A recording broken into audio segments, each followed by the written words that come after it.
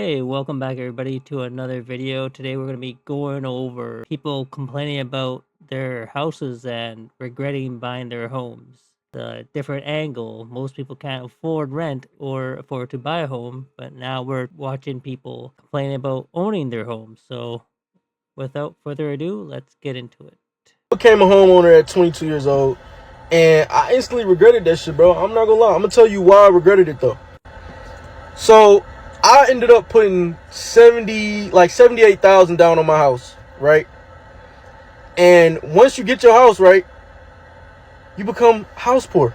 Okay, now everybody's not gonna be house poor. I was house poor. I'm just speaking from my experience, bro. I'm young as shit, buying a house. I'm house poor at this point. I'm like, damn. You know what I'm saying? I did not really gauge all the maintenance that it took to take care of a house. On top of that, I had to put work into the house. They sold us the house, right?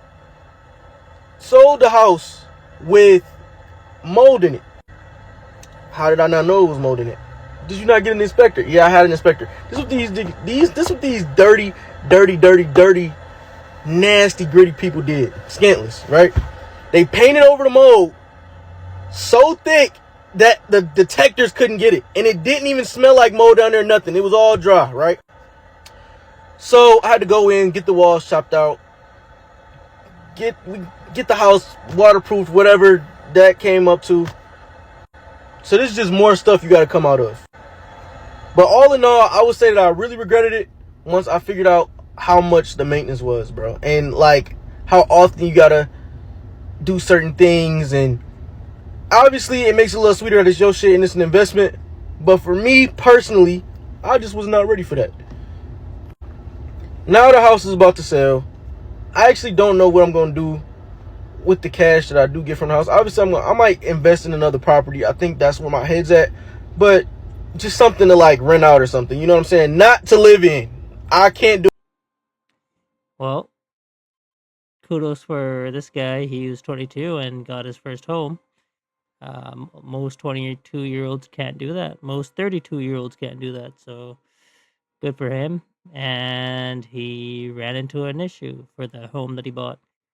Pretty common. There's always issues with the house. Mold is like someone should never have to deal with. That really sucks. But that's a learning curve, and you're gonna learn these things that sellers like to hide a lot of problems when they're trying to sell their house to people, and hopefully they don't get caught in the first year or two after they sell their house, and the new homeowner thinks, oh, this problem just happened now, but it's just a hidden issue that the seller tried to hide from you as long as possible. And but hopefully he learned from this and can get better, and hopefully has better luck next time. 2022 and regrets it, let me tell you about the things they don't warn you about when buying a condo. You think you're buying an affordable home with a low maintenance lifestyle, right? The cute pool, the landscaping, all of that. But what they don't warn you about is the HOA and how it can literally destroy the value of your home. And if you have a bad HOA like I did, you have absolutely no control of the fees, no ability to know where the money is going. These question marks of what happened with spending, and if they're really bad, they'll make your complex unwarrantable, which makes it essentially unsellable. And when your condo's unsellable and the fees are going up and up, the value of your property crashes. As someone who What's the point of HOA? I always see people complaining about HOAs. I've never really heard about them here in Canada that often. Never really get to deal with a HOA. Are they any good? Like, what are the points for HOA? I always see people complaining and always have negative things to say about a HOA. I feel like there's nothing positive about it. Leave that in the comments. Let me know. Y'all, I am regretting buying a house. My fiance and I have not even lived in it for a year, and we had to buy an AC unit already, which is thousands and thousands of dollars. Obviously necessary and worth it, but very unfortunate. We're also trying to plan a wedding, so that was not ideal for the budget. And then we had to add gutters, and then on top of that, we now probably have to replace our water heater. just can't catch a break. And before anyone comes at me, we did have an inspection. None of it was flagged. So, it's been a rough day. It's been a rough couple months. I don't think you need to hire an inspector to know that your house doesn't have any gutters. I mean, what the hell? Anyways, uh, yeah, I mean, that's just part of normal maintenance, having to change your stuff, to maintain your home. But I mean, usually most homes have gutters, so that's a little bit unusual, I think. Anyways, on to the next one. Transparency post. I regret buying a house. I regret it a lot. If I could go back to January 2022, I would tell that girl, do not. Just find another apartment to move into, because doing all this shit that I have to do for this house and all the unexpected costs, high dollar unexpected costs that I keep running into, to be handling it by myself, is ass. So to all you young women who want to go out and buy a home, I encourage you to really, really think about it. Talk to some people and really see the ins and outs. I mean, it always sounds good. Oh yeah, your mortgage is only going to be $1,000 until they reevaluate your property taxes, and that bitch goes up $200. It's trash. 85 degrees, your AC is going to go out. You don't want to know how much that costs. It's trash. Yep. Welcome to ownership. In the comments here, people are saying still cheaper than renting. Other people saying, I definitely said I'll wait till I'm married. Yeah, definitely wait till you have a dual income and then think of buying a home. Definitely relieve some pressure. That would be better, smarter, I would say. I'm gonna keep it 100%. Home ownership is not what I expected it to be. Honestly, if I had my time back, I would never in a million years have bought a condo. I regret it so much. It's one of the biggest regrets of my life. Renting, you have that like stress-free, no worry in the world. If something in my condo breaks, it's my responsibility to fix that issue. If I'm renting, I just call up my property manager, landlord, whoever, and just say, hey, this is broken, this appliance isn't working. It's their responsibility to send somebody in and fix that ASAP. When you're a homeowner, you're the one that has to do the research on finding someone to come in. You're the one that has to take the time and make sure everything's working smoothly. It's such a headache. I'll give you an example. Today, I had the unit below my condo say that they have a leak in their washroom. It's my responsibility to call a plumber, contact the property manager, and make sure it's fixed. And when you're a renter, that's not my problem. Like, my landlord will fix that problem. I'm paying rent, and that's a wrap. That's where my responsibility finishes. If I could turn back time, I would never have bought. I would have just stayed a renter. And honestly, the extra money that I would have had, I don't have to pay property taxes, I don't have to pay for repairs. Extra money, I would have poured it into investments, and future me would have been a lot better off. Just something to keep in mind. Home ownership the grass isn't always greener on the other side. Just a fruit for thought. That is true. I mean, you don't always have to own a home. You could be investing that extra money that you're saving strategically in the stock market. And if you haven't been watching the stock market lately, it's been on fire. I mean, you could invest in so many different everyday stocks that people know about, and we would have made money. And your return on the stock market on average is usually like 10 to 12% a year anyway. So, I mean, if you have the extra money laying around after paying your rent, that would have been a smarter thing to do to grow your portfolio. Especially if you're not ready to own your own home. And I also would stay away from condos. I feel like they don't go up in price as quick as other homes. And when it's in a housing market crash, those go down the most, the fastest, and they're harder to sell. I don't think buying a house is all it's cracked up to be.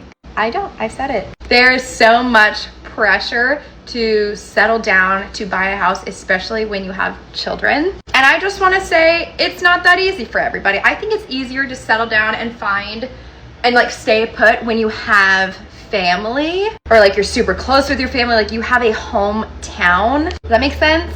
I'm so thankful for our house and so thankful that our kids have so much land to just run free. However, we know we won't be here forever. So, I know, I thought this was gonna be forever. We thought so too. But we live in an area where the schools are horrible. Bad. I will never send my kids to school here. So if I ever want to put our kids in school, we have to move somewhere else where the schools are better. Living in the woods is great, but it is hard being a mother, and I will say I miss the community. I miss walking around. I miss the community pool, the community park. So in 5 years or whatever, I hope that we can find something that makes Tyler and I both happy. And I'm not really sure I want to buy another house for a very long time. So I'd rather rent. And I know people say owning a house is cheaper. Not right now. Rent would be way cheaper than a mortgage. At least for us. We also can't just call up a landlord and be like, hey, this is going wrong, please fix it. No, we have to call a company and be like, hey, this is going wrong, and then we have to pay them money, lots of money. So that's just my two. That's true. I never really thought about the schools. I guess as a parent, you'd want to make sure the school your child is going to be put into for the area that you live in is a good school. I guess there are some bad schools out there in America. Most schools in Canada, I would say, are pretty good, if not average. Not dangerous to get into. I mean, everyone has their own opinion. Maybe she wants her kid to go in a better rated, higher education rated school. I'm not sure. But I mean, if that was a thing, should have thought about that before you bought the home. Uh, I don't. I never really thought about that, so I guess that's something to factor in. Keep that in the back of your head before you buy your house. My biggest financial regret that I've ever had in life was purchasing a home back in 2021 for these 3 reasons. Number one, I had to put a 30% down payment on my home. My down payment was roughly around $330,000. I bought my 2-bedroom, 3-bath townhome for $910,000. And the reason why we had to put so much down at the time was just because of my income. I was only making around, I think, $100,000 to $110,000. That was the only way we could get the math work. Now, my monthly mortgage payment, if you factor in interest, taxes, HOA, etc., it's roughly around $4,200. If I was renting right now, I could probably rent a really nice 2-bedroom condo or apartment for $3,500. So that would save me $700 a month. However, had I just not bought a home, I could have taken that $300 and $10,000, $20,000 that I used as a down payment and just invested in the stock market. We all know the stock market bottomed in 2022, and fuck man, you see where it is today, right? I could easily have an extra, at the very minimum, couple $100,000 in my stock portfolio. Number two, in the market that I live in, renting is actually cheaper than buying a home. Again, as I previously stated, I probably am paying an extra, $700 to $1,000 more per month by owning a home rather than renting one. And then number three, owning a home is just really, really overrated. There's maintenance that you have to worry about. I've already had to replace an AC, and my home is like 3 to 4 years old. So it's actually really, really new. I'm sure at some point I'm going to have to replace a dishwasher, a washer and dryer. Owning a home is not cheap. There are a lot of expenses that come with maintaining a home, and you have to do it yourself. If I lived in an apartment complex, I could call the landlord and then they would send somebody to help me fix the problem. Honestly, if I could do it again, I would just rent a nicer apartment or a condo, whatever, in a nicer community, and then just invested my money instead in the stock market. But again, everybody's different. Everybody has different ways to invest and build wealth. Real estate is not one avenue of building wealth that I really like. All right, guys. Hope you guys like. That is true. If he would have put over $300,000 into the stock market at that time, man, he would have been up quite a bit if he knew what he was doing. I wish I had 300,000. I would have definitely put a lot of that in the stock market and in crypto, Bitcoin. Definitely would have been up quite a bit, and it would have been awesome. But I mean, that's always it's easy to it's easy to say, "Oh yeah, I should have done this. I would have done this." I mean, you can't tell the future. So I mean, maybe back then when he got into the housing market, he thought the housing market would slowly keep going up. You never know. That's what a lot of people thought here in Canada. The housing market would never go down. It's never going to crash. Well, guess what? It's crashing, and there's people stuck in the housing market, and they're negative on equity. If they were to sell their houses now, a lot of people would owe the bank hundreds of thousands of dollars. Home ownership is not always the way to go anymore. It's actually almost like a trap, I feel like, for some places, depending on where you live. I think this might actually be kind of a hot take, but buying a house was one of the worst things I've ever done. Obviously, everyone wants different things. Every market is different. Everyone's personal financial situation is different. Blah, blah, blah, blah. Basically, we live just outside of Austin, and we bought a house, and houses here are just very expensive. So like we couldn't really get a cheap house. So our house is a little pricey. And we bought about 2 years ago, and we did a new build, so we didn't have to put a lot of money down, which was great. But anyway, when we signed the contract to buy the house, it was still being built. By the time we closed, interest rates had gone up by almost a full percentage point. And we also locked in when house prices were the highest. So basically we bought it the worst time possible in, the past few years. Within 2 months of living in that house, I realized that I did not want to live there. It's way too far from all of our favorite stuff. It's way too expensive. It's too much space, honestly. I don't like having to care for that much space. And I don't like feeling locked down. I don't like feeling like we can't just pick up and move when our lease is up or something. It took my husband longer to realize he felt the same way. But he also feels the same way. We decided that we would try to sell our house because we were we're just not happy here. This wasn't the best decision for us. Let's just go. And we listed it a year and a half, tried to list it at a price where we would at least break even. And obviously we haven't sold yet. It's been a year and a half. At this point, we are taking a huge loss on the house and taking out a personal loan to cover it, which I know sounds crazy, but our rent will be so drastically cheaper that even with a personal loan payment each month, we are each still saving $1,000 a month once we move to an apartment. I don't necessarily regret buying the house because I'm the kind of person that has to do something in order to realize whether I like it or not. And so I had it in my mind that buying a house was the goal.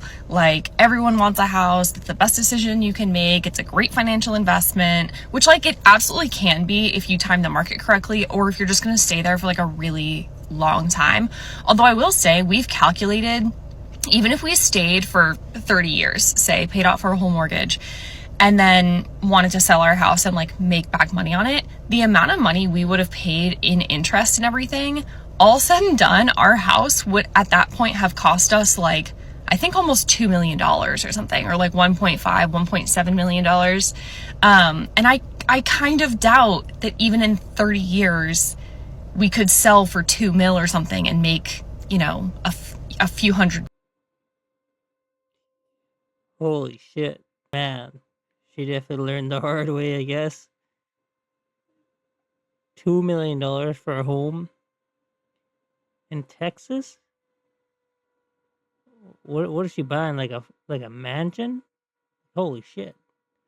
Our houses in Texas like 500,000, 600,000 for like a big nice house. Wow. And I bought a house when I was 24 in Ottawa, Canada. I'm currently selling my house, and here's why. My mortgage doesn't renew for a couple of years, so I'm not too worried about the interest rates, but it's just the time suck. When I bought a house, I was kind of sold into this dream that like home ownership is awesome and it's sick, but it's really not. It's a lot of time and a lot of money spent maintaining the house all the time. And I would so much rather just have an apartment where I don't have to do maintenance all the time. I will make some money when I sell the house, so that's a plus, but right now with my business, the opportunity cost of just like having a house is quite high. My time would be much better spent doing other things like working and running my business and doing the fun things that I like to do. So if you're buying a house, think about what's your opportunity cost of your time, because just living in an apartment will save you a ton of time and give you more time to do things that you like to do. I'm 27. Well, he bought his house pretty early, pretty young, and he lives in Canada. So there's a lot of Canadians struggling in the housing market, especially homeowners in Canada. A lot of us are underwater on our homes and low key wish we didn't have a house and a mortgage because it's very expensive here, and with property tax and all the maintenance after the high payment, monthly payment that they have to go and that they're stuck with, it's hard to afford a home nowadays. And here in Canada, I don't know if you guys know, you can't really lock in your interest rate for 20 years. It's like every 3 or 5 years, and you're gonna have to pretty much do the new interest rate, which is higher usually now. Interest rates are going up. So there's people that were locked in on an interest rate at like 2 to 3%, and now they have to come in at a way higher percentage rate, like 4 or 5, whatever, and they can't afford it, so they're stuck. And now that's forcing the houses to go down in prices because there's a lot of people that just can't afford their home payment anymore. So that's food for thought. Canadians are struggling here too. I'm in the process of buying my very first house as a 28-year-old with no kids. I'm not married. I am in a relationship. I close in 7 days, and I feel like I should be super excited right now and happy, but in reality, I am terrified. And I am so nervous, and I want to back out, but it is literally way too late in the process for me to back out. And I've missed my last chance to do that. And so now I am just like sitting here and regretting my decision, but we're just gonna have to make it work. We're gonna have to figure it out. And yeah, I'm gonna be house poor. Like, I don't know how I'm gonna afford food. I don't know how I'm gonna afford gas. I don't know what I'm doing. Who let me do this? Who let me do this? House poor. That's actually a real thing. There's a lot of people that own homes and have a big mortgage, and they own a home, but they have no money left over, and they're pretty much almost check to check, barely able to pay for anything else after they pay their monthly mortgage. So yeah, a lot of people are house poor, and it takes them to get into this mess, and they realize, oh shit, I don't want to do this for the next 20 or 30 years. So that is a real eye opener, and most people don't realize that until it's too late, and then they're stuck in this financial rut. And if you bought in the last couple of years, you're not going to be able to sell your home for a profit, and you're probably going to be upside down on that home, owing the bank money after you sell it. So that is people talking about their housing, and that's all I have for you today, folks. Now you know, don't feel like you're left out, because this isn't like 20, 30 years ago. the housing market is different now, and people are trying to act like, oh yeah, like let's just go buy a house. It's not like how it used to be. It's not as easy as it used to be. Your money doesn't go as far as it used to. So now you know. Don't feel bad if you don't own a house, because sometimes owning a house isn't the right thing to do. Anyways, that's all I have for now, folks. Until next time, bye bye.